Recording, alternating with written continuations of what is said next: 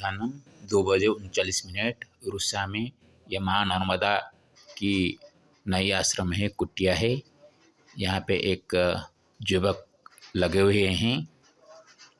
यहाँ पे बैठकर मैंने ये नर्मदा पुराण की 30वां अध्याय का संस्कृत और उड़िया रचना किया। अभी उसका 30वां अध्याय दारू तीर्थ के बारे में। दारू तीर्थ महात्म्य। श्री मार्कंडेय जी ने कहा, इसके बाद हे धर्मराज, श्रद्धालु भक्तों को सर्वश्रेष्ठ दारू तीर्थ की यात्रा करनी चाहिए। इसी तीर्थ में दारू ने सिद्धि प्राप्त की, जो इंद्र का सर्वाधिक प्रिय रहा है। धर्मराज युधिष्ठिर ने पूछा, हे ऋषिवर, वहाँ दारुक के सिद्धि प्राप्त करने के बारे में बताएं कि वह कैसे सिद्धि प्राप्त किया। श्री मार्कंडेय जी ने कहा, बड़े हर्ष की बात है, स्वर्ग में सभा के मध्य शुद्ध मन वाले ऋषियों का प्राचीन विचित्र जो वृत्तांत है, उसे मैं कहता हूँ। इंद्र के प्रिय पात्र मातली नामक सारथी थे। उसने किसी कारणवश पहले अपने पुत्र को शाप दिया है।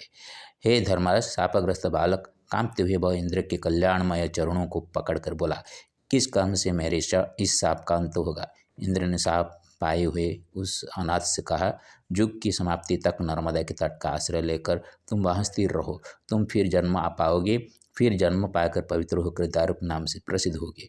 मनुष्य रूप पाकर शंख चक्र गदा वाले भगवान की पवित्र सेवा कर फिर तुम सिद्ध पाओगे। बुद्धिमान इंद्र के द्वारा ऐसा कहे जाने पर फिर से प्रणाम कर अचेतन होकर भूमि पर गिर पड़ा। फिर नर्मदा के तट पर पहुंचकर व्रत हवन से अपने शरीर को क्रूश करते हुए सदा जप तप में लगते हुए बड़ी भक्ति से प्रलय पर्यंत महात्मा वरद शूल हस्त महादेव शंकर की आराधना करता रहा। इसके पश्चात विष्णु के अंशावतारण से प्रकट हुए श्री कृष्ण का बुद्धिमान सारथी होकर भगवान को प्रसन्न किया। उससे वह सद्गति को प्राप्त हुआ। हे सुब्रत, ये दारू तीर्थ की उत्पत्ति पहले जैसे मुझसे श्री शंकर जी ने कही थी, मैंने तुमसे कही। तब युधिष्ठिर सुनकर बड़े विस्मित हुए। रोमांचित होकर बारंबार उनने भाइयों को देखा।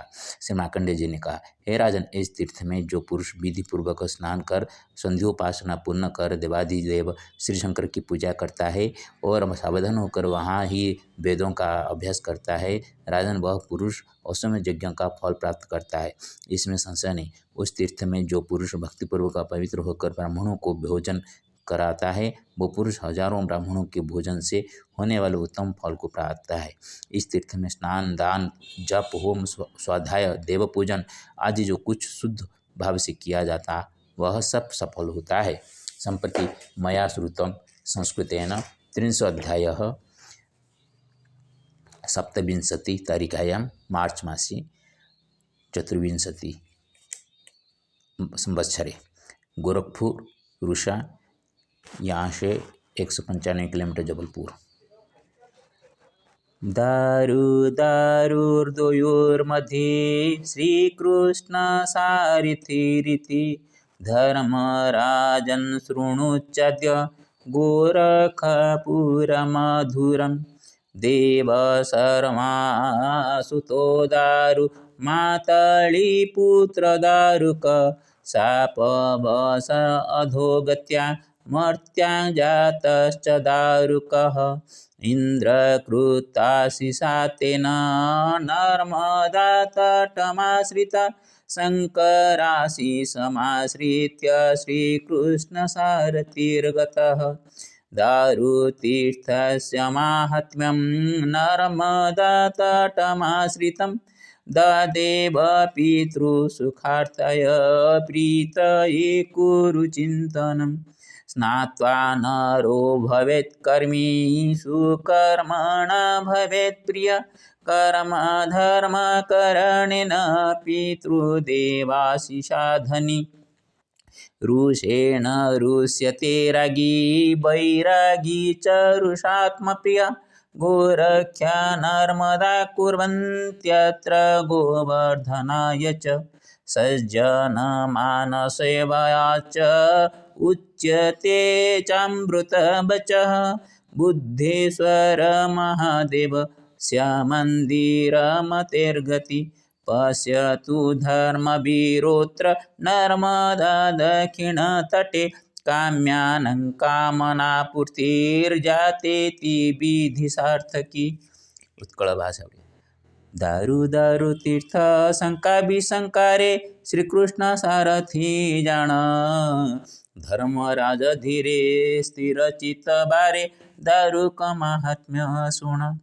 देव शर्मा दारू मातळी दारुक, पुत्र दुई भिन्न भिन्न।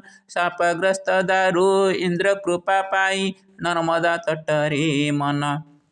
नर्मदा तट रे महादेव तोसे, श्रीकृष्ण सारथी दारू। पितृदेव सबू हंती सदा तोस, स्नान दान पुण्य करू।